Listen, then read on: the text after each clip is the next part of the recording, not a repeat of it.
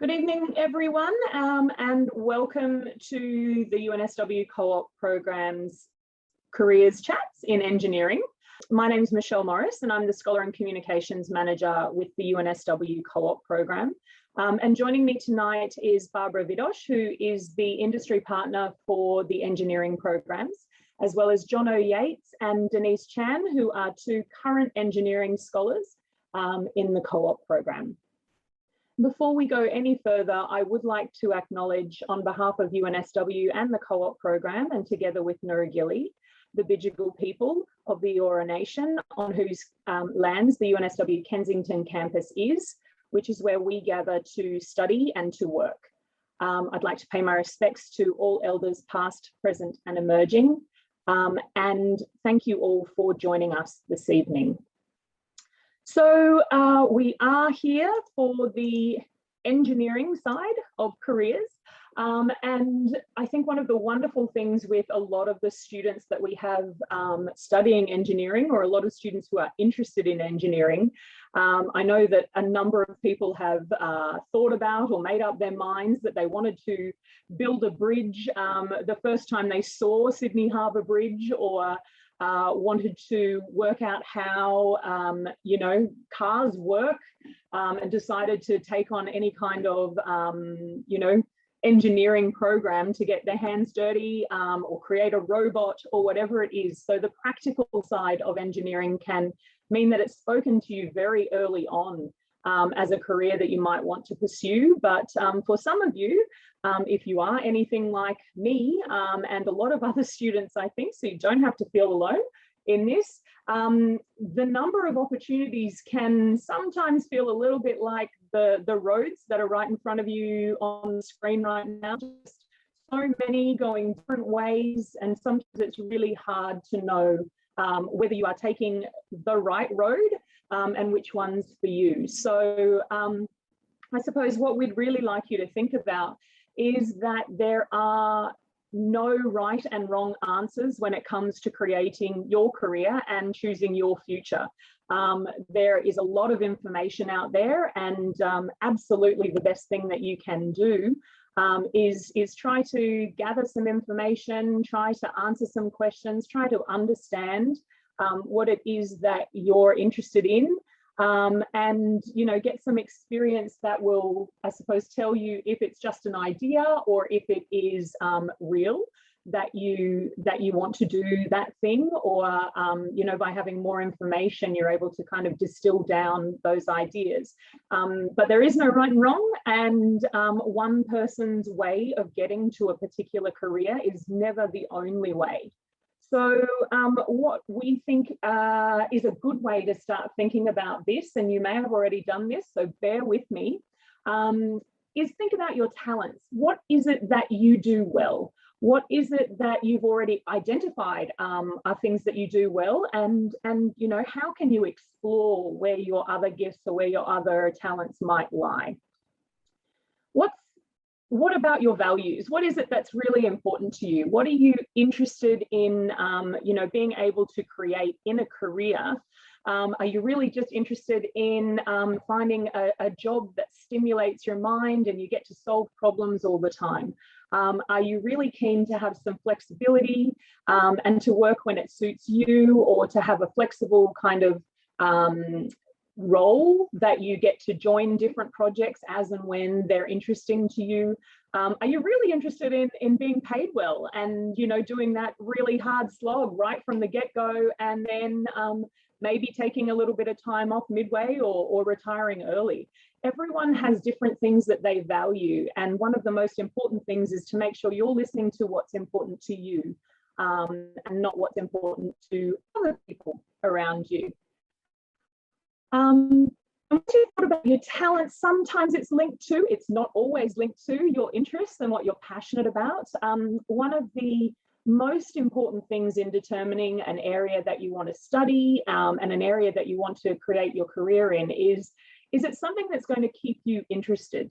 If you're passionate about an area, if you're really interested in it, it is kind of a lot easier to put in the hours that you might need to do your study, to do your exams, to write your thesis, and I'm sure Jono and Denise will have some thoughts on that as well.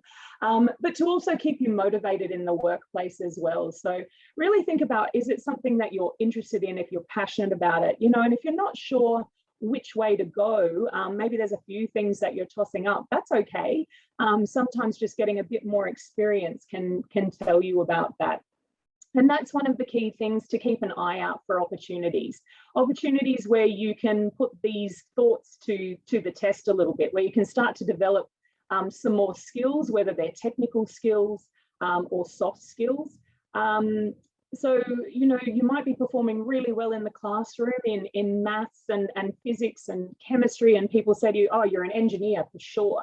But if you don't kind of put those things to the test, that may not really be the right area for you. So think about what opportunities you're already aware of, and then, you know, what can you do to find more opportunities?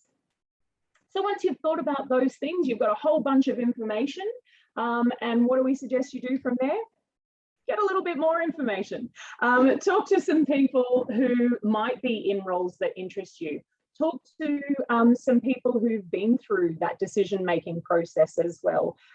Try to get as much out of the information that's available to you as you can, not because they are right always, but just because some things will resonate with you that others don't necessarily. So asking those questions. Obviously, getting some experience, getting some hands-on experience. Maybe some of you have been to UNSW for the engineering days.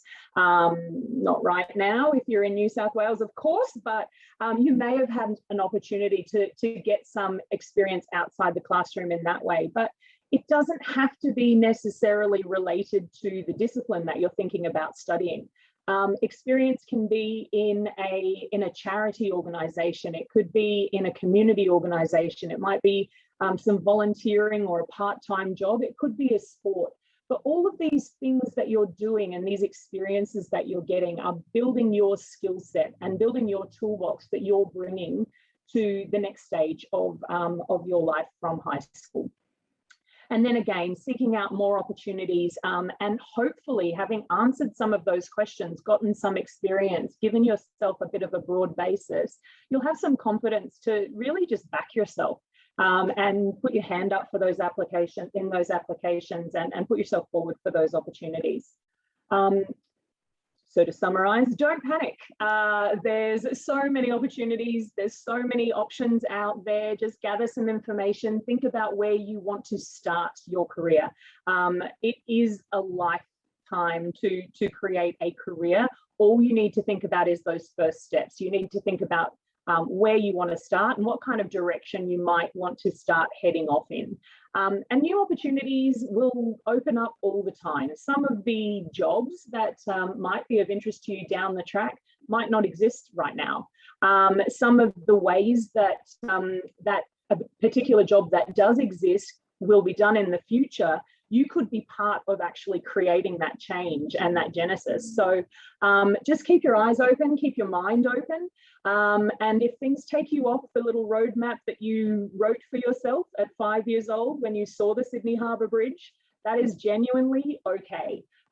Enjoy the ride. And I'm going to hand over right now to Barbara to talk to you a little bit about engineering at UNSW. Thanks, Barbara.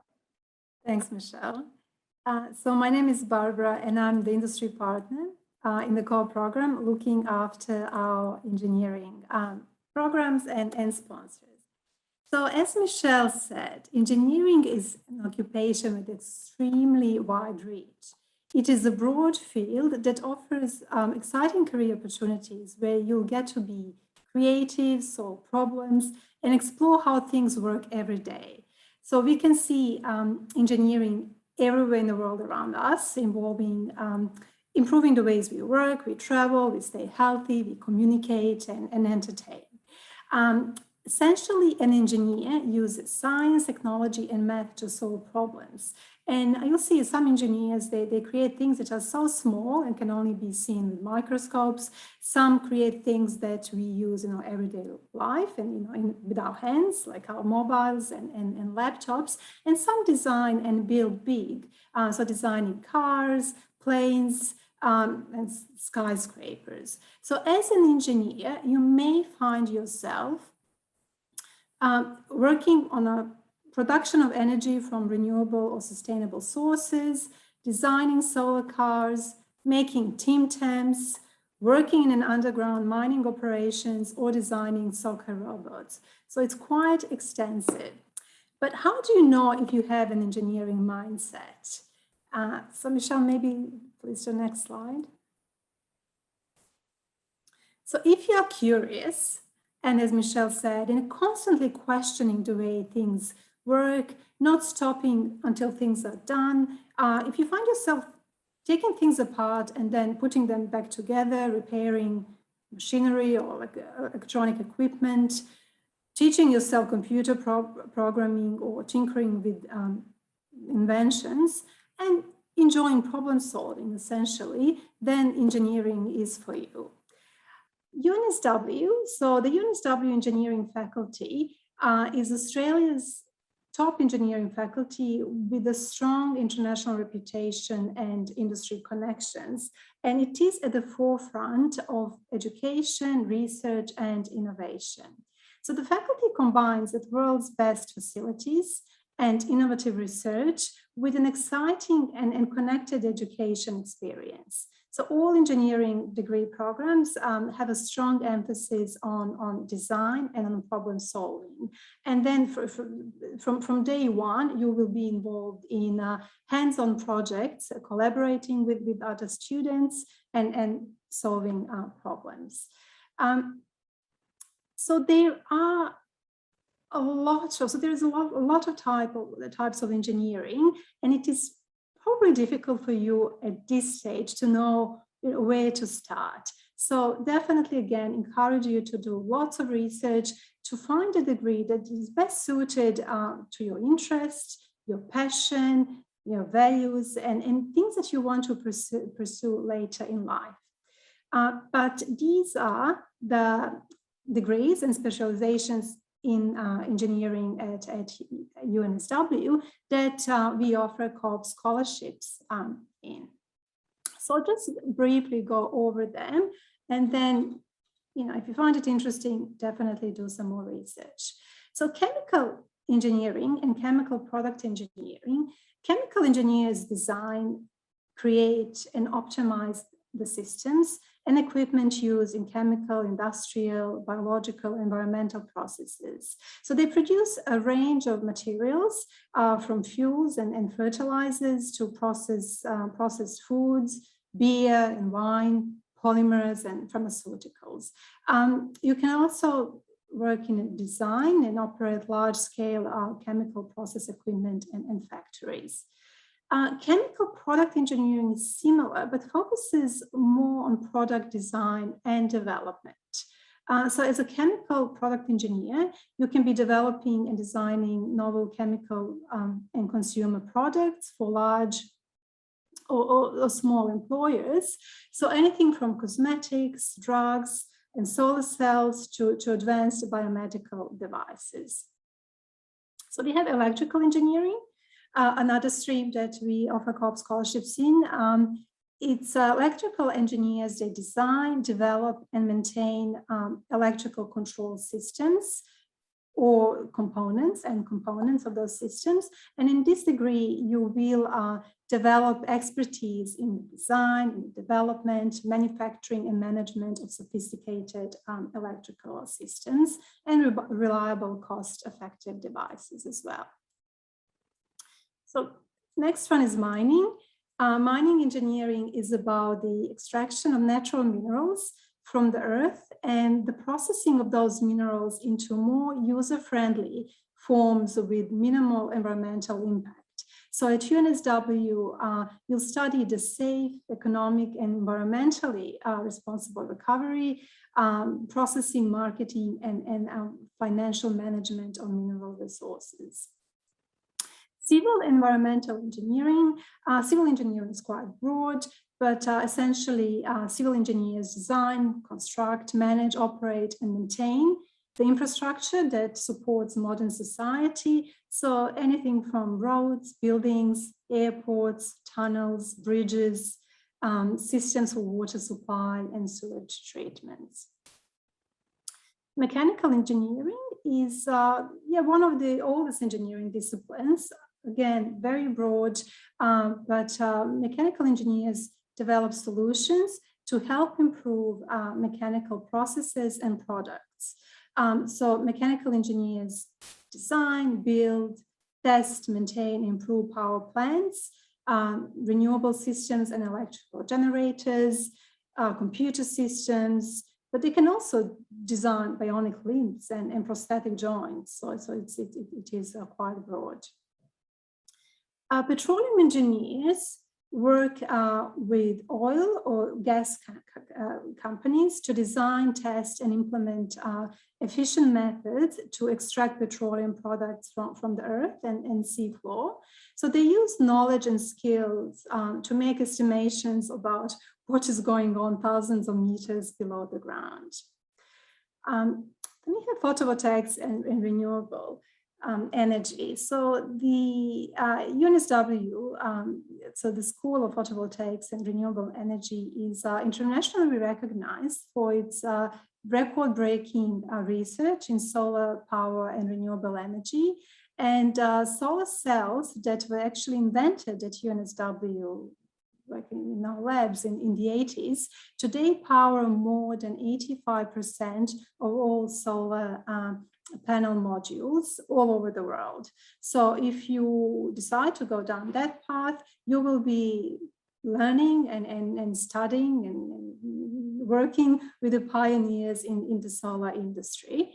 So you can focus on photovoltaics, study the manufacture and use of solar cells, or you can go down the renewable path and explore ways to make the best use of renewable energy technologies, including solar thermal systems, photovoltaics, wind, and biomass. And then material science and engineering. So this degree actually sits in science, but it is an engineering degree. And material scientists and engineers are involved in every aspect of technology, ranging from the design of materials for use in integrated circuits, transport vehicles, battery devices, and medical implants, through to sustainable materials processing and developing new materials for green energy generation. So there is a whole range of, as you can see, a whole range of degrees and areas that you can specialize in. So engineers are constantly in high demand. So you'll enjoy fantastic graduate employment prospects. So even if you choose not to pursue an engineering career, the technical and transferable skills that developed in your degree can also lead to professions in business, law, finance, and other sectors as well. So thank you. I'll hand it back to Michelle. Thank you, Barbara. So because we've only got an hour, we've kind of curated a little bit of a collection to show you some breadth of experience in some of those areas. Of course, the engineering faculty, as Barbara said, has heaps of information online. And if you're interested in details on any of those degrees, you should absolutely utilize the engineering faculty's website. Lots of interesting stories there. But this little curated session, we've got a couple of videos from alumni of the program, of industry partners of the program, as well as the stories from our scholars, Denise and Jono. So I'm going to not talk anymore right now because Robert's video is far more interesting.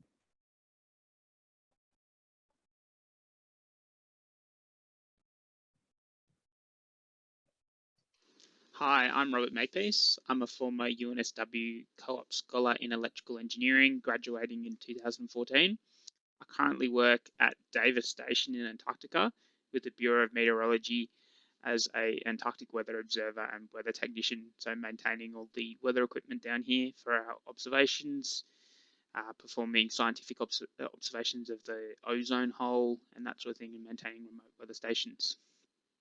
So I was lucky enough to be awarded a UNSW Co-op scholarship, and that enabled me to have 4 industry placements throughout my university times. So I was placed with Sydney Water, Downer, up in Newcastle, and also Provector, who are a small control systems company in Sydney. After a 6-month stint with Provector, they very kindly offered me a graduate job, and I worked with them for 5.5 years all around Australia, doing work on control systems and automation systems for brand new gas power stations in the Pilbara in Western Australia, doing upgrades and performance capability enhancements for Snowy Hydro for their hydroelectric turbines, and also doing a lot of electrical and control system upgrades for Sydney Water's wastewater treatment plants, where I was a project manager and managing a team of engineers to make sure that the projects got delivered on time, on budget, and that the customer was happy with it. A long-time aspiration of mine has to be to come down to Antarctica, and I was lucky enough. I mean, everyone who comes down here is lucky, even if they pay lots of money, and I was lucky enough to be paid to come down here with the Bureau of Meteorology. So I've been applying for a number of years and trying to enhance my skills in that area. So eventually I was given the opportunity. So last year in July, I started training. Had about 6 months of training where they teach you all sorts of job-specific things about how to maintain equipment for weather-related observations and how to perform weather observations. So learned a lot about meteorology and how weather systems work. Going to Antarctica, there's also a lot of specific training. So on station here, we have 25 of us living, working together in a small community. And apart from your formal work responsibilities, you've also got to look after the community. So you've got to participate in things like the firefighting team, hydroponics, where we grow fresh fruit and vegetables, participating in science measurements, so performing sea ice drilling to measure the thickness of the sea ice. I also help out as the station's environmental officer, making sure that we're compliant to the Antarctic Treaty and that we manage our impact on the environment as much as possible. And the librarian, so keep everyone entertained with books, movies, and that sort of thing when they're not working. So my current day-to-day job looks like I work quite long hours, a few days a week. So looking at the weather observations, launching weather balloons, reading our ground instruments. We also do ozone hole monitoring, where we prepare a ozone sonde to measure how the ozone hole is slowly repairing over time. As the tech, I'm responsible for maintaining equipment, make sure it's all good working order, prepare it, doing maintenance and fixing things. So for example, we had a big blizzard over the weekend and the wind vane on our anemometer broke off. So yesterday I had to climb up a 10-meter mast and do some emergency maintenance to get that up and running again, install a new weather vane and do some performance checks to make sure that the data was working all good. So I must say this current job has been a massive highlight of mine. It's an amazing opportunity to be down here. The work is pretty exciting and challenging. You're so isolated and remote, and some pretty extreme conditions that you'd not see elsewhere. A lot of equipment and things aren't designed. Humans aren't designed to be down here either. Also, when I'm not working, I get plenty of opportunities to get off station, go exploring in this amazing, beautiful continent, and seeing some really special natural sights and wildlife that not many people get to see. I think anyone studying a career in electrical engineering, it's sort of such a wide field and it gives you such a broad toolkit of skills. You're not locked into a particular branch of engineering once you study in university. It just gives you a mindset of solving problems and skills to be analytical and to create innovative and creative solutions. And it really opens you up for many different careers in engineering where you can swap between disciplines or broader than engineering. A lot of my friends work in many different fields that I graduated with. So all the best and hope you do well. So not your typical electrical engineer, but I certainly appreciate his Instagram page, his socials accounts, because the pictures are absolutely stunning. So from electrical engineering, we go to Johanna.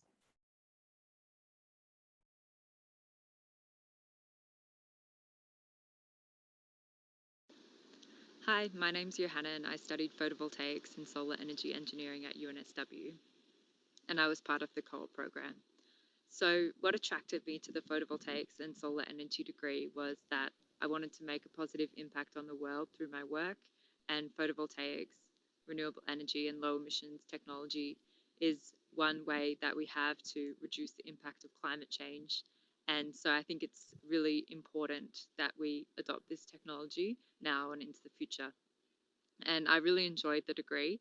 It was very broad. So we looked at anything from how does the solar cell itself work, to how can you build and operate a solar farm, to how does the Australian electricity network work in terms of transmission, distribution, generation, and the selling of electricity. And I was part of the co-op program, so I did 3 placements through the time I was at university, and they were all in different parts of the renewable energy industry. So they gave me different insights into the industry and really helped me understand what was happening and how I could be part of it. And following from university, I went and worked at A.T. Kearney, which is a management consulting company.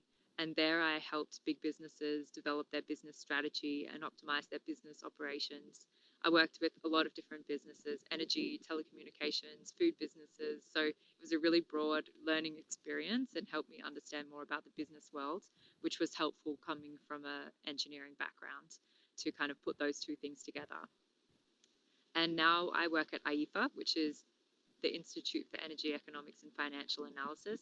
And we're a not-for-profit think tank that's focused on accelerating the transition to a diverse and sustainable energy economy.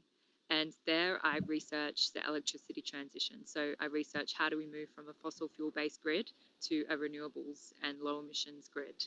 And it's been really interesting. We have analysts in all different parts of the world, in the US, Asia, in Europe, and they're all researching on the electricity transition in those areas. And I'm looking at Australia, but we're having a lot of learnings from all working together.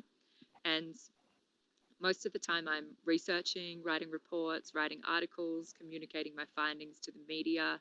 And it's a great role because I'm essentially learning and researching for my job, which is super cool. And what would I say to anyone who's trying to choose their degree or their career pathway right now? Well, I'd really encourage you to focus on what do you like doing. So do you like researching? Do you like numbers? Do you like writing? And also what is important to you? So for me, the environment and nature is really important. And so that really led me down the photovoltaics and solar energy side of things. So yeah, think about what do you like doing and what is important. And I think that will really help you with your decision. And good luck with your year 11, year 12 studies, whatever it might be. And please reach out if you have any questions on the co-op program or the photovoltaics and solar energy degree. Thanks. Great. I am going to hand over now to Denise. Thanks, Denise. Thanks, Michelle. Those are some pretty cool careers so far. I hope I get to do stuff like that. So I'm Denise. I graduated in 2016. I used to go to Fort Street High School, and now I'm in my final year of my chemical engineering degree. And I'm here today because I've been asked to share a bit more about my experiences and where this degree could possibly take you, I guess. So I think we'll just flick to the next one.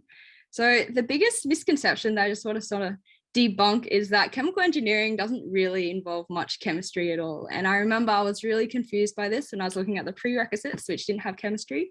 But now I understand more that it's probably better described as process engineering. What we look at is we like to look at a flow and how that fluid flow changes going through different processes and different systems. The thing is, this fluid and these processes can be very different. So you can think of an example such as water going through a filtration process, or like alcohol going through a distillation process. But even things like dough going through a mixer before it's going into an oven, that's also a process and a fluid. It can also become a bit more abstract, such as, you know, money is a cash flow, that's also fluid flow. You've got data packets, that's sort of a fluid flow as well in IT. So chemical engineering, it can definitely take you to different places, and I've seen chemical engineers work at banks and at IT companies as well. So the main thing with Chem Eng, I think, is that it's super broad. And that's a big reason why I chose it, because I wasn't sure exactly where I wanted to go in the future. And I just wanted to choose something that was broad and something that I could apply to different industries and different sectors if I wanted to.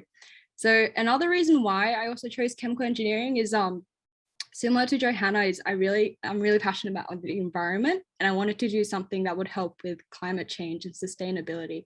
And so with ChemEng dealing with these processes, a lot of things we look at is trying to optimize that process. And to me, that meant reducing energy usage or reducing material consumption. And that's how I thought I could sort of contribute to the environment. So as I said, the degree is super broad. You can do a range of industries. I've seen ChemEng in, energy, oil and gas, water, food and beverage, manufacturing. And I've been pretty lucky because under the co-op program, I've been able to sort of explore 3 different industries, which I'll go through now. So the first one was the food and beverage industry. I got to intern at Arnott's for 3 months, and it was pretty cool because I got to work with my favorite products, the chicken crimpies and the Tim Tams and Scotch fingers. So what was really crazy here is that there is so much science and so much engineering that goes into food, things that you eat every day, you just never think about it. So they can really engineer food so you taste specific things at different times, or they're always trying to engineer it so the customer has the best experience they can. Things such as the chocolate doesn't melt in your hand but only melts in your mouth. That was pretty shocking to me. So some cool stuff that I did here, apart from taste testing and eating all these snacks I brought home, was I got to optimize the energy profile of a mixer. So the dough mixer actually mixes a dough of 1 ton, which is pretty crazy to imagine. And so I got to run some tests to try and reduce that energy demand while also making sure the consistency of the dough was always perfect and we had the perfect quality product.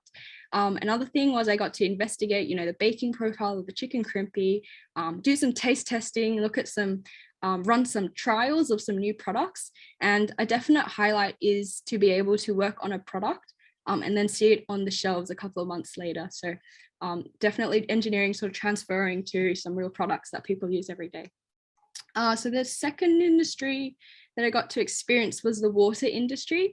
I was fortunate, or maybe a bit unfortunate, in that I got to experience both the wastewater industry, which is, sewage treatment, and also drinking water as well.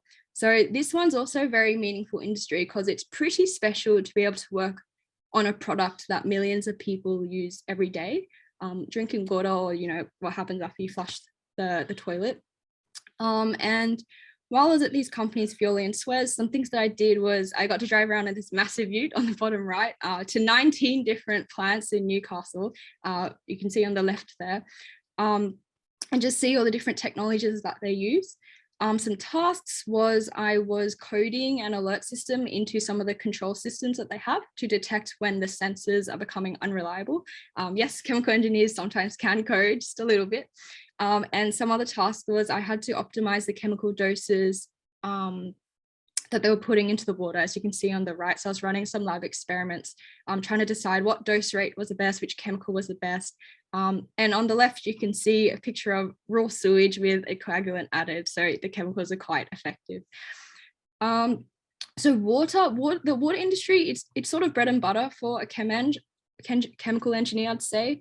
And a lot of your coursework will focus on that. You'll learn things like fluid dynamics, and in your final year project, the project is generally on water treatment. So just last semester, I had to design a water treatment facility for a Victorian lamb abattoir. So that was very interesting.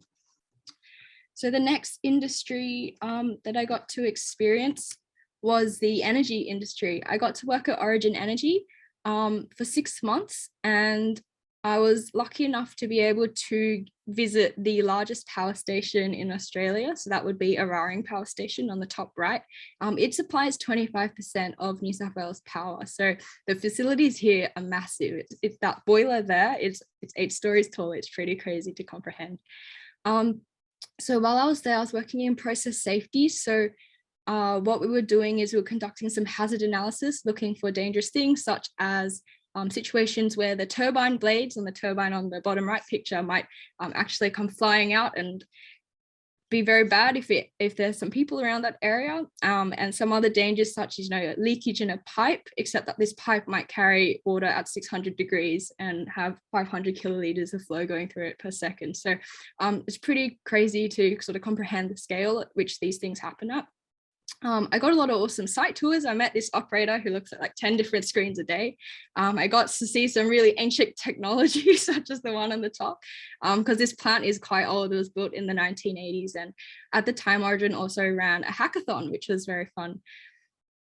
Yeah, so the main highlight, though, of my experience here was that you get to learn about the different challenges that the industry's facing. Right now, it would be transitioning to renewables, but in a way that's sustainable, not just for the environment, but also for businesses. So that was a real highlight to me, to understand what these companies are going through, and actually found an industry that I'm really interested in, because it also really aligns with my passion for the environment and how I can contribute to that. So now I'm sort of doing my thesis in this area with Origin, looking into hydrogen systems. And yeah, I really hope I can continue to work in this industry, in the energy industry. So in summary, Michelle, can I go to the next? Thank you. So in summary, I think that was a lot to take in, but if I'm going to leave you with one thing, it's by far Chem-Eng is the coolest degree. I'm only half joking there, but it's definitely a degree which gives you a lot of options. It's super broad, not just in the traditional engineering role, such, water, waste, mining, energy, but you can also work in more commercial or business sectors too, like banks and IT companies and, the big four consulting companies as well. If you're not too convinced on Chem-Eng and you're still debating if engineering's for you, I think engineering is a really cool degree. It's very hands-on.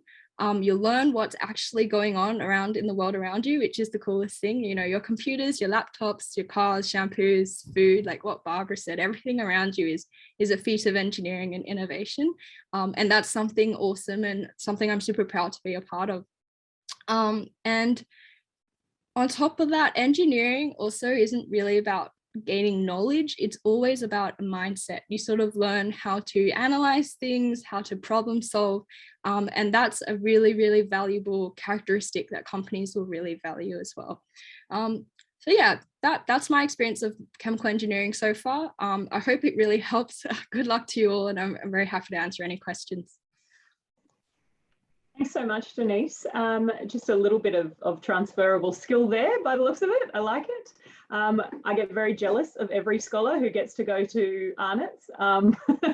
Sounds like a really tough time that you guys have. Like, one of our scholars actually worked on the new line of Tim Tam flavors that was coming out. It was all very exciting for them. Okay, so I'm just going to hit play on this next one now.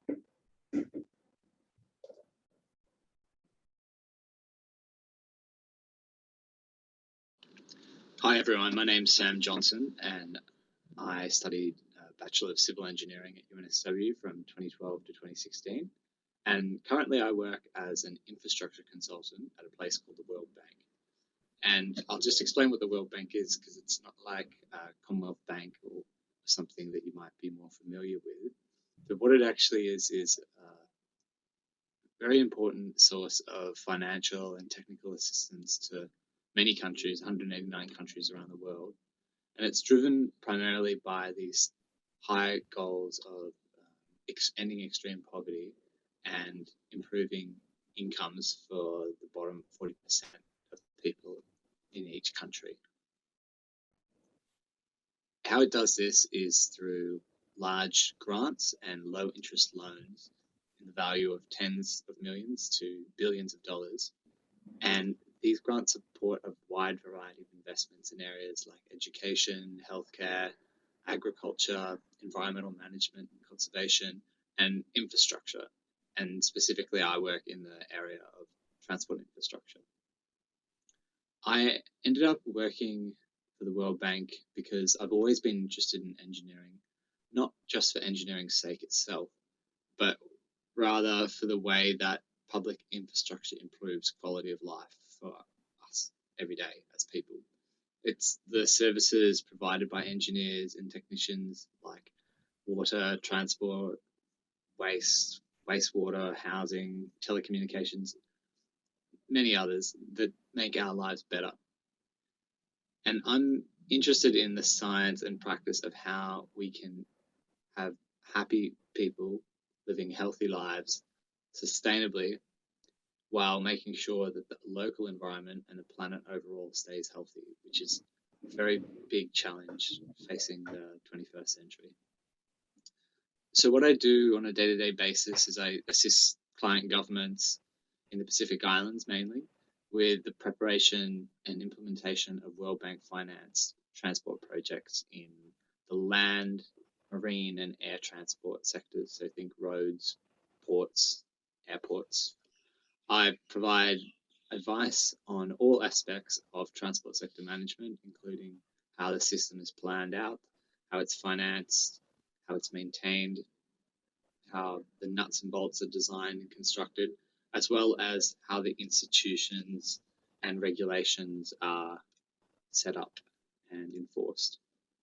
It's a very multidisciplinary job, and I'm very lucky to work with engineers and scientists and anthropologists and accountants and many other fields of practice. Because the job means I'm working on major projects, I'm lucky to get to work with people at the ministerial level through to many different government officials and consulting companies and people in the general public.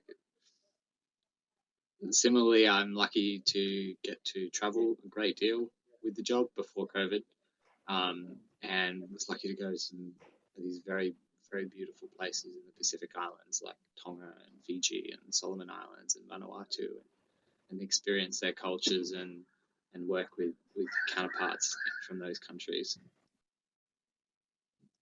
My pitch to you as future engineers is that I would love it if you all considered as a primary thought how you can use your career to make the world a more just and sustainable place.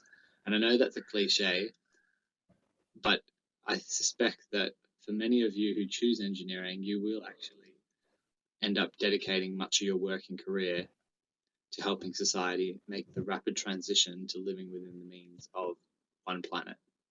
I don't think this is just going to be something that you'll do if you're an altruistic, good person. It's something that you'll do and you'll get paid well to do it.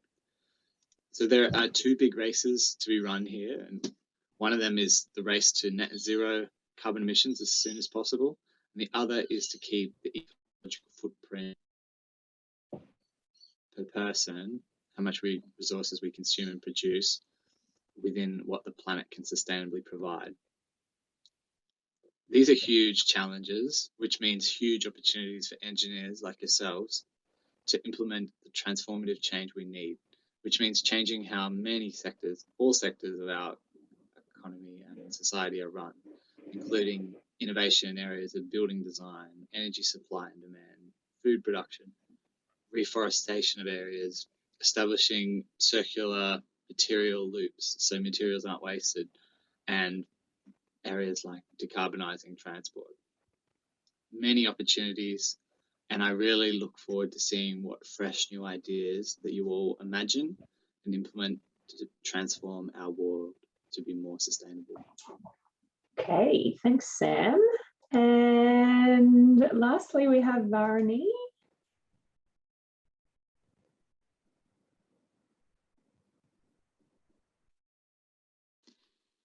Hi everyone, I'm Byron Fernando and I am a product owner at ResNet. I studied electrical engineering and was part of the co-op program starting in 2010.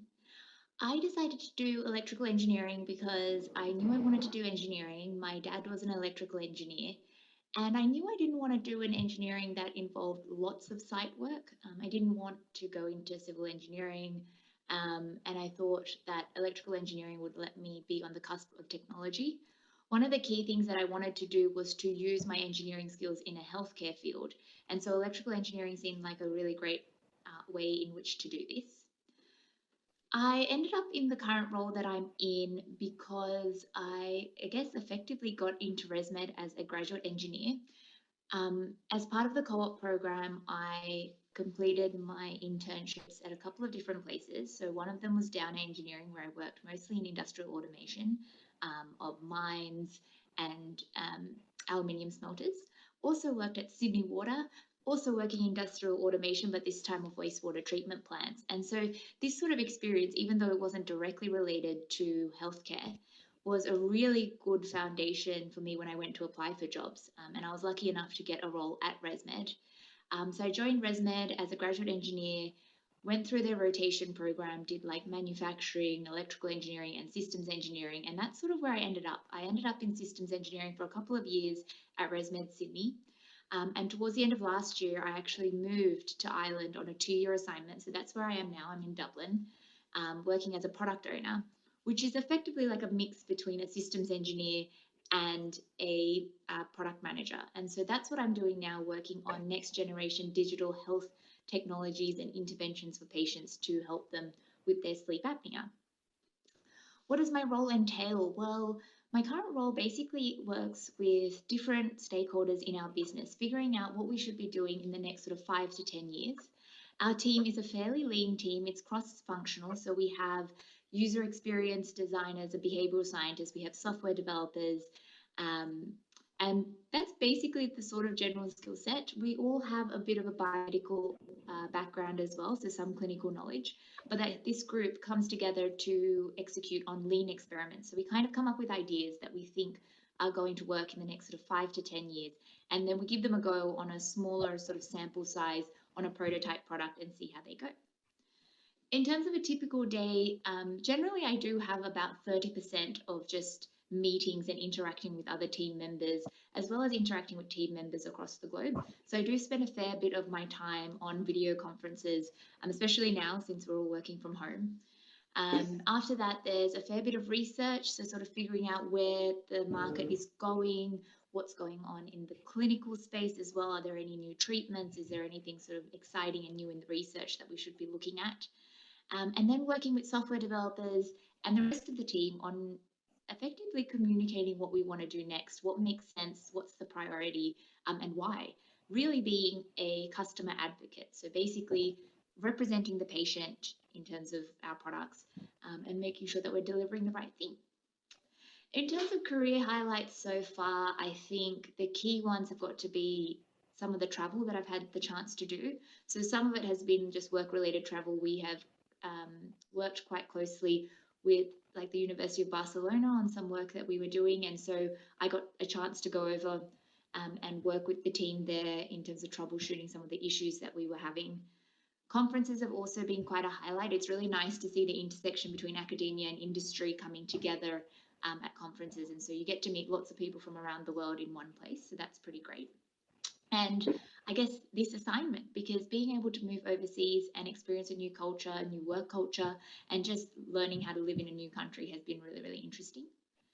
In terms of the advice that I have for someone going into a career in electrical engineering, I think electrical engineering is this great combination of hardware and software. I found that a lot of my role now works on software solutions, but my experience in electrical engineering, particularly in like stuff like digital signal processing, since that was sort of my area of, I guess, interest, has been really good. It's this really nice intersection of having this background of hardware engineering and understanding the sort of hardware behind the tech, but also having experience in programming. It kind of lets you go in either direction or even both directions.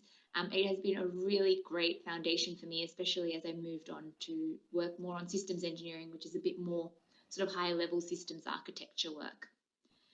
In terms of the challenges, I have to say like the actual area itself is moving really quite quickly. And also just the coursework is quite challenging too, but I think it's a great foundation for what will be a really exciting career for you, and something that, you know, the industry is always changing, the technology is always changing, there's new stuff to learn. And so in terms of careers, opportunities and challenges, you have to be someone who's willing to keep learning, because this field does not stay still, and you've got to be willing to adapt and learn all the new technologies and how to implement them. So hopefully that gives you guys a bit of an overview about me and my career so far. And if you do wish to find out more, please feel free to reach out to me on LinkedIn. I am more than happy to answer some requests. Thank you. We certainly have some fantastic scholars and alumni from the program who are just always so wonderful and open in sharing their experiences and answering questions. So without any further ado, I'm going to hand over to Jono Yates, who is a photovoltaic engineering co-op scholar as well. Thanks, Jono. Hi everyone, thanks Michelle. Yeah, I am a photovoltaic, solar energy. Co-op Scholar, I'm in my final year this year, so finishing up at the end of the year. I actually grew up in Victoria, in regional Victoria in Ballarat, so not from New South Wales, but still found engineering at UNSW and the Co-op program. So really pleased to be involved in this degree. So I moved up, I actually moved into on-site campus at on-site accommodation at UNSW. But yeah, really loved the engineering degree that I had there. I think for me, the biggest part about solar energy and probably engineering at UNSW in particular is the amount of hands-on work, I think is potentially how you hear it described, but it's more about sort of actual working on projects.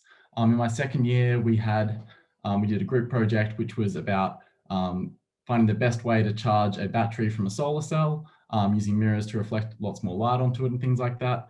And again, in the second, after that, we also did another project on how we can, in general, reduce waste around the UNSW campus and some different tools and solutions to do that. So it really gets you thinking this project mindset. How can you solve problems? And a bit more quite open-ended. It's not just you get a sort of equation, you have to solve it. It's you get given a situation and you're there to, as an engineer, to guide the way through, find the best path possible.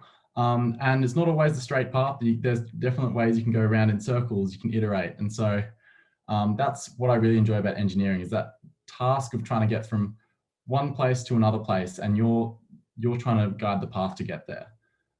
So a bit about what I've done so far at UNSW. I've done 3 different placements. I started at Perfecta Process Automation, which you've heard about already, and I've done one at UNSW Estate Management.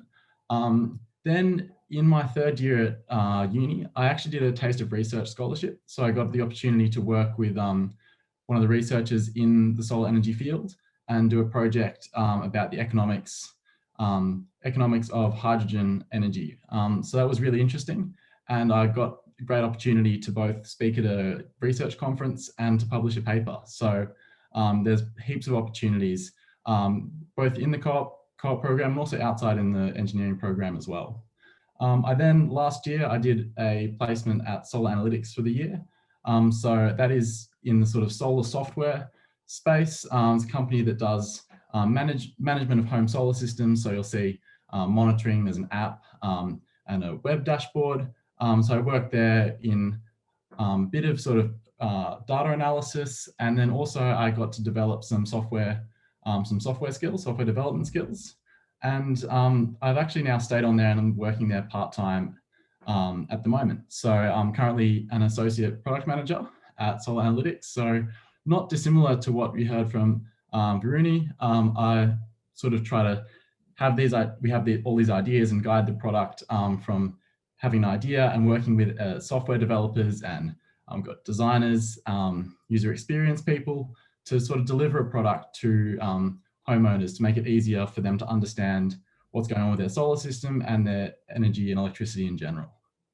So that's a bit about my story.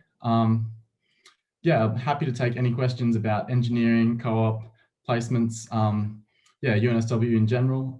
Yeah, hope you've all learned something. Thanks, Jono. Okay, so just in case anyone has somehow stumbled upon this by accident, doesn't know what the co-op program is, super quick summary. It is a career development scholarship. In the co-op program, we aim to give students diverse industry experience, so a breadth of experiences within the industry or the area that they are studying in. Leadership and professional development and networking and mentoring opportunities. Financial support of $19,600 is guaranteed for 4 years. And many of our engineering programs are 5-year degrees. So for those programs, students can apply for and be supported for a 5th-year honours scholarship as well, where they might work with an industry partner on a research topic. and obviously we're super fun, but more importantly, you get to meet other like-minded people who are starting uni at the same time as you, whole bunch of events, all of that sort of thing. So if you haven't started an application, but this sounds of interest to you, applications are open now. They'll close the 30th of September. In addition to the engineering programs that you've heard about tonight, we did have a session on Tuesday for the tech side of things, which has a couple of programs that sit in engineering as well. Computer science and software engineering sit in the engineering faculty, but we grouped them with technology, so our information systems programs.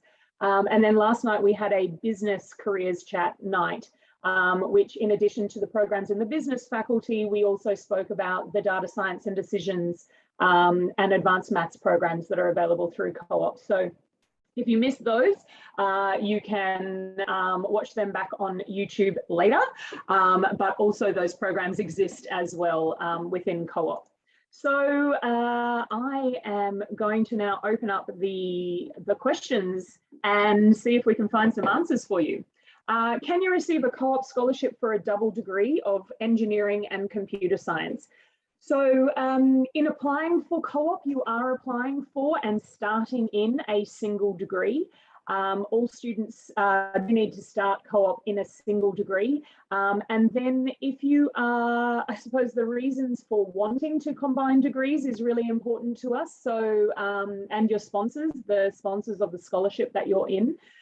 So after a year of study and completing one industry placement, we can talk to you about that potential. It is possible for us to combine degrees. Combinations do exist. It is a basis and with the support of the sponsor pool in your stream. So important to note that you must start in a single degree. Do you think it would be okay to study engineering without extension maths? Or would you suggest a bridging course? Jono or Denise, do either of you have any thoughts on extension maths? Yep, I actually dropped extension halfway through HSC, and I've managed to do all right in all the math courses at uni. They start off quite slow. So yeah, I think you'll manage. I didn't need to do a bridging course at all. And of course, when you make some friends, they'll be happy to help you out. Yeah, there's a lot of, group study or tutors or access to academic support on campus as well. But there is a bridging course. If you're nervous about it, you could take a bridging course before you start at uni. And with the maths foundation courses that students are taking in their first year, there's maths and then there's higher maths. So if you're super mathy, you can do the higher maths. And if not, then just creating that foundation with your maths is also possible. Is mechanical engineering still relevant in Australia, given the decline of Australia's manufacturing industry? Barbara, I'm going to hand that one to you. Any thoughts? Well, as you have heard from everyone tonight, pretty much all these skills that you learn in the degree are very transferable. So it doesn't have to be necessarily manufacturing. You can work in many different areas, in engineering and outside in other sectors. So I would say definitely yes. If you're interested, I would definitely encourage you to pursue that interest in studying. Yeah, so many opportunities. Even within mechanical engineering, there are so many different parts that are not necessarily related to manufacturing as well. So if that's an area of interest for you, I know our mechanical engineering academics are really quite passionate people as well. So I know that the website has a lot of information on that as well. But I think I'm just thinking of a couple of academics in the faculty who would be saying a very strong absolutely yes. Okay. Just wondering if I have to choose which specialty of engineering I want to pursue whilst applying for the Co-op scholarship. This one, so the Co-op program scholarship, and there's engineering at UNSW. For co-op, you do need to specify what area it is that you're interested in, simply because our sponsors are in specific engineering streams, specific areas of interest. So you do need to specify for your co-op program scholarship which areas you're interested in, and you would apply for, interview for whichever ones you're interested in, and then your experience within co-op would be in those organizations that are related to that particular field. But at UNSW, there are a number of options. You can come in on a flexible first year. We don't offer that for co-op, as I said, because we need to have a sponsor attached to the scholarship funds and experience attached to the scholarship.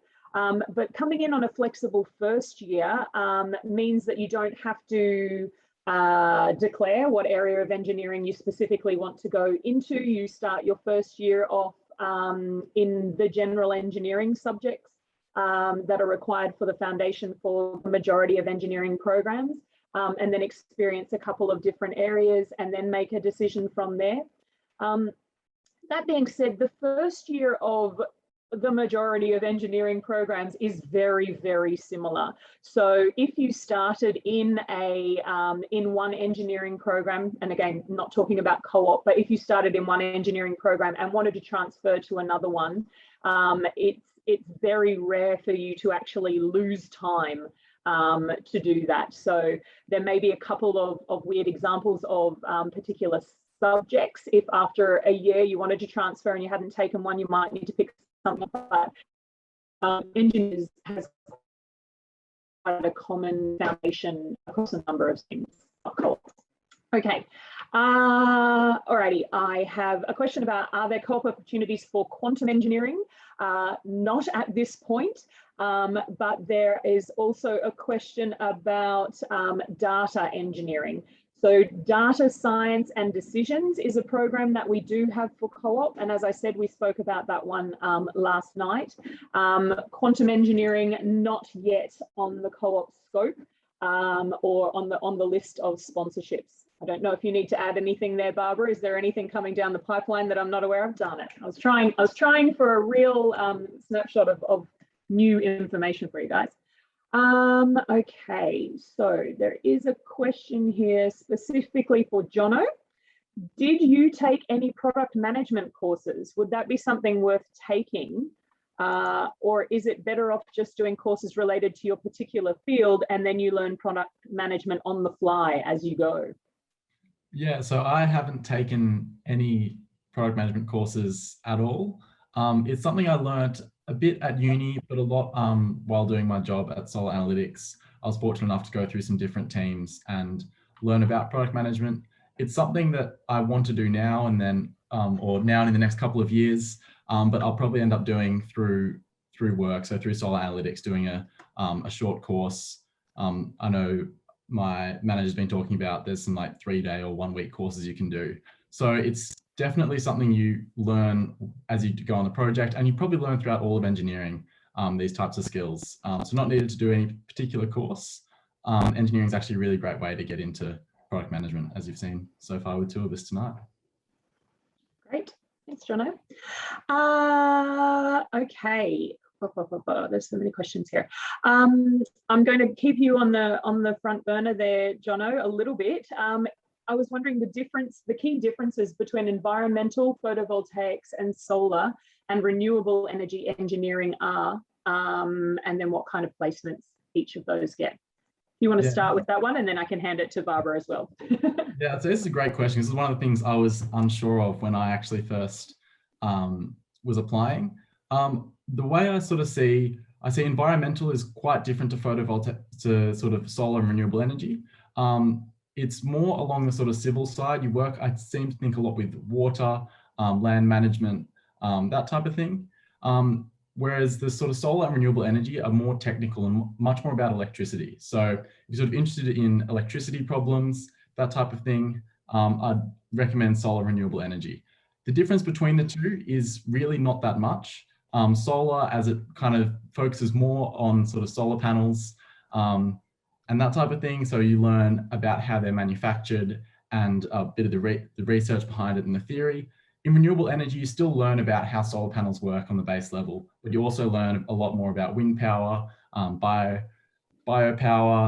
You can learn a whole lot of different things. So I think that's the main difference, but there's still options to learn about other renewable energies in the solar engineering degree as well. Great. Anything you wanted to add there, Barbara, in terms of placements, perhaps, for those kind of programs? I think the placements vary. So it just depends on the company that is sponsoring. So even within one company, the same company, you can be doing different things. You can be rotating between different teams. Environmental engineering, unfortunately, we didn't have a scholarship in environmental engineering for a couple of years, but the last sponsor was EPA. So it is a regulator, environmental regulator. So that was more focused on visiting sites, writing reports, as Jono said. So it was more in that, kind of in that space. We do have more scholarships in renewable and photovoltaics, but the work can be very, very different. So you've heard from Johanna, and you've heard from Jono tonight, the type of work that you can actually be involved in. Great, thank you. Okay, this one is a three-parter. One, how is the co-op program different to mandatory internships in other universities? For example, UTS. Are there more opportunities, or is it a similar program? I'll take that one. In terms of every engineering degree to be accredited by the Engineers Australia must have a practical component. Not all of that 60 days, not all of that 60 days needs to be paid. A lot of students will do unpaid experience to be able to satisfy that requirement. So I suppose that's one part of the answer. Other universities have internship programs, they have work integrated learning programs. UNSW has other work integrated learning programs. Other universities also have co-op programs that are similar. I'm not going to say they're not as good, but hey, there are a lot of similarities. I suppose what we can speak to is what the UNSW program is. And I suppose what our whole premise is trying to give students as broad an exposure to their industry as we can. So in that way, it varies from organizations that might offer a particular organization sponsored scholarship that also incorporates work experience, would see that student going back to that same company and potentially working in the same area or a similar area. But all of these opportunities have different positives, different negatives, different things that appeal to you and don't appeal to you. So whether you are a UNSW Co-op scholar, whether you are a UNSW engineering student who does a work integrated placement, or a UNSW engineering student who does a one-off internship with one of our industry partners, there are a lot of ways for you to gain experience and exposure. Keep in mind that not all of them are going to be paid opportunities. Co-op program scholars receive a scholarship. Our interns are always receiving a payment, but other work integrated programs could be coming out of a class, coming out of a problem that is given to the class by an industry partner, and that gives you some practical experience as well. But you certainly need to do some research on other opportunities that are available, and there may be some really specific examples for the area that you are interested in engineering that are really appealing to you. Okay, this one's for this second part of this question is for Jono and Denise. How is the workload for UNSW engineering programs different to other universities, specifically in the trimester system? So how do you find terms? And I just want to highlight both of these scholars started in a semester world and have moved to a term world, right? So, so they might have a little bit of insight on both sides of that fence there. Denise, do you want to start that one? I was gonna say I'm not sure about comparing different unis because I haven't been to a different uni. Yeah. But in terms of trimesters versus semesters, I actually haven't found that there's much of a difference at all, because rather than doing 4 courses in a semester, you're down to 3, and I found that it helps me to focus on 3 subjects rather than 4. So that's what I found. It hasn't it hasn't been much harder at all. I guess you just have to adapt to something different. And it can feel a bit fast paced, but you'll get used to it after a while. It's just what uni is. Yeah, I'll pass it on to Jono. Yeah, I was going to agree. Might be the controversial answer, but I've preferred trimesters. I find focusing on 3 things easier than focusing on 4. So yeah, I've actually found it a bit easier in terms of that. I guess that second part of how much it increases your responsibility during average week. It actually, I've found it is very, very similar. The main thing is you have these placements which sit in between your uni terms. So whether I know now it's in sort of one trimester you do a placement, or in your holidays, or you take a year off, you need to do that. That placement. So there isn't actually much more responsibilities. You just get some opportunities to obviously meet a lot of the other co-ops and sort of career networking opportunities as well. So that pretty much is that one. The other thing I would add for engineering students, I think the shift from a semester to a term possibly doesn't feel quite as intense a change, because contact hours in engineering have always been more than contact hours for our business scholars. So for them particularly, being able to go from 4 down to 3 subjects took away some contact, made life perhaps a little bit easier. You do have to consider and you do have to appreciate that the term time is shorter than a semester, and they are arranging all of the coursework accordingly. So being organised, being proactive, keeping on top of your work certainly helps, and that's really important. In terms of the timings of the IT placements and your responsibilities for IT versus your study, that does vary program to program. And in the majority of our engineering programs, particularly the ones that are here tonight, are exactly as Jono highlighted. When you're at uni, you're full-time at uni. When you're on placement, you don't have to. Some students choose to, but you don't have to take any courses to keep up with the progression of your degree. So yeah, there isn't necessarily a difference. If you want to have a look at the timing of IT placements for different programs, if you jump onto our website and go to the programs page, it lays it all out for you exactly what it looks like under each of the programs. Whew, okay, general requirements for the co-op program. I will answer that one. Barbara, would you like to? You want me to? Okay. Co-op scholars need to, and I'm going to incorporate a question here about it, is it a separate application to UAC? So yes, you apply to UAC for your university admission, you apply to the co-op program for your co-op program scholarship. In our business school programs, there are specific UAC codes for co-op degrees. So if you are made the offer to the co-op program, you might need to make sure that you will need to make sure that you've got the corresponding UAC code in your UAC application. In the science and engineering streams, the UAC codes are the same, regardless of whether you are applying to UNSW just for the degree or also applying for a co-op program. They are separate applications. They happen in parallel. And then in terms of the general requirements, so you're going to, for your co-op application, you're going to apply, you will be assessed on the basis of your written application. We will then invite you for an interview. If you are invited for an interview, you will complete a video shot, which is just a 2-minute additional piece of information for us, really, a chance for you to chat and tell us a little bit about yourself before coming, and then you'll come to the interview. That interview will take place at the end of November.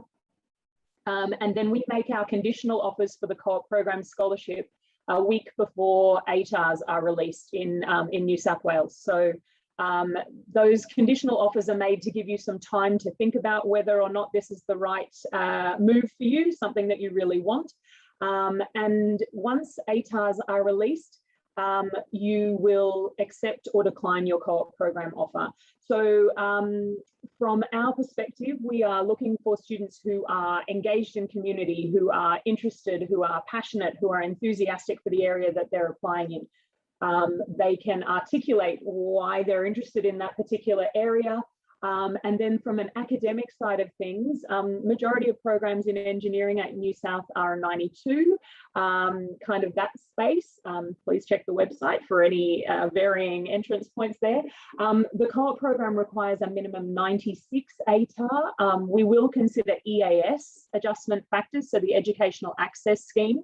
But HSC Plus and elite athletes and performers are not considered in that number. So there is a whole bunch of information on the website about exactly what you need to achieve to join the co-op program as well. So please jump on that if you would like further information there.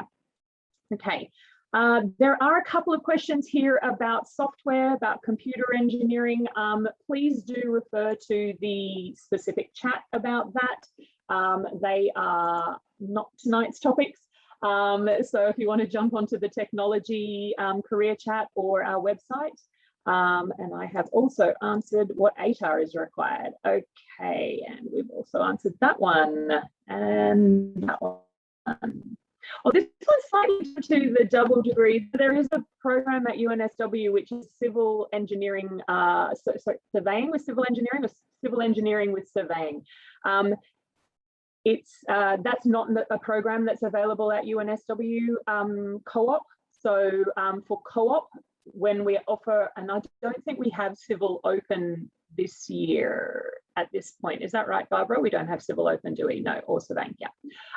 So we haven't opened applications for that yet, because, or sorry, we haven't opened applications for that this year because we don't open applications unless we're confident that we'll receive sponsorships in that program.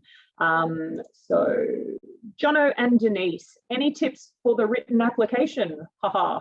I mean, might as well ask, right? Do you want me to go first? Yes, please. Your mic's on. For me, it's make sure you include like everything you've ever done, any side projects that you did that you think are quite small. For example, I wrote something about fixing a bike that I bought off the streets, but you need to demonstrate what you've learned from that. I think that's definitely the most important thing. Yeah, that's about it. Really show your personality. You can't really fake it. Like, they'll see right through you during the interview stage. It's very hard. So just demonstrate who you are, like what you love, what you're passionate about, I guess why you really want to do this degree. Try and show that you're really in it for the long run. A company is paying you money on the premise that you still want to finish this degree in 5 years and work for them. So try to keep that in mind as well. But really just everything you've ever done and what you learned from it, I think. Anything you want to add, Jono? I think just, yeah, showcase your passions. Companies want people that really care about what they do, and people that are self-motivated and have that sort of intrinsic motivation inside them to do things are going to be the workers that they see are the best people for the job. So that's, if you're passionate about something and you really showcase that in your application, I'm sure you'll go far. Absolutely. I mean, if you've got to remember that the co-op program it's an achievement in itself, and it's exciting and it gives you some opportunities, but it's effectively a vehicle. And at the other end of that, your career, you need to be wanting to go into the career that you're applying for effectively. So, or at least into an area that's related. So yeah, it's a great vehicle. It's a little bit Maserati, but it's not the only one out there. So that needs to be, yeah, I suppose, coming through. Okay, there is a couple more questions that I will just very quickly answer before we let you, well, if you need to go, obviously that's no problem, but I'm interested in aeronautical engineering, aerospace engineering. This is not, unfortunately, a program available in co-op. What areas of engineering are similar to this? At UNSW, I know that we have aerospace engineering. I know that through the UNSW at Canberra, so through the Defence Force, aeronautical is available. I would suggest jumping onto the UNSW engineering website, to be honest with you. We don't have a program in co-op that would satisfy that passion space, I think. Yeah, okay. Which engineering course would you recommend most to move into medical helping career? That's actually quite an interesting question. I'm sure people have heard of biomedical engineering. Biomedical engineering at UNSW is it's a double undergrad with a master's that you can apply directly out of high school, but you can also detach those two components and complete an undergraduate program and then gain entrance to the master's degree at New South to complete biomed. The time frame does shift slightly, and particularly if you were doing that with a co-op program, but there are a number of degrees that would couple with that biomedical master's to be able to move into that biomed engineering space. So that's electrical, computer science, mechanical, software. I'm sure I'm forgetting some, but there's a whole bunch. So if you jump onto the website, from my understanding, from an engineering perspective, those programs are probably going to be the most closely related if that's the area that you're looking to go into. But again, we are not the source of all information on engineering at UNSW.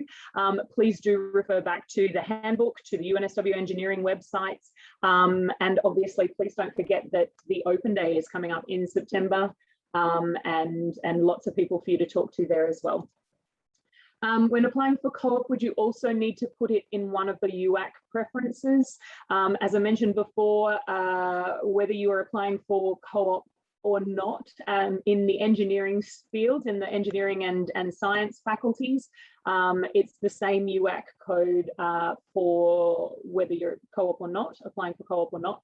And in terms of how we look at your UAC preferences that you've provided in the co-op application, I suppose what we're looking for there is, are you being genuine when you're applying for the program? If all of your preferences in your UAP application are indicating law, for example, that's not so much engineering, or that's not so much a program, well, it's not a program that we have. So yeah, so we're really looking for, and again, you might have a few ideas of what you might want to do and still be narrowing that down, and that's completely okay. But we kind of look at the big picture, which is your application plus your UAC preferences and that sort of thing. So we'd assume that if you're telling us you're passionate about any of these areas of engineering, that it is there within your UAC preferences. The last one is a tricky one, Denise. I hope you're ready. Are there any degrees offered through co-op that are more chemistry related than Chem-Eng that you know of? That is a tricky one. There used to be industrial chemistry, but I think that's now changed to that product manufacturing degree. So that would probably be the one that has more chemistry. And material science would also have a lot more chemistry involved as well. Yeah, I think material science is the other program that we offer in co-op that you might take a look at if that is an area of interest to you. Obviously, outside of the co-op program, there are science degrees, there are chemistry majors, all of those options as well. So definitely take a look there. Okay, I think we've actually reached the end of the questions. I'm feeling extremely proud. So I hope you've all gained some insight and knowledge from our scholars and some understanding of the diversity of engineering careers. We wish you all the very best in your HSC exams, in your trials, in your applications. If you have any questions on your co-op application, please don't hesitate to send us an email or get in touch. You can call us, whatever works. All the very best, and thanks so much for your time tonight. Thanks to my panel. Cheers. Thank you. Bye. Thank you.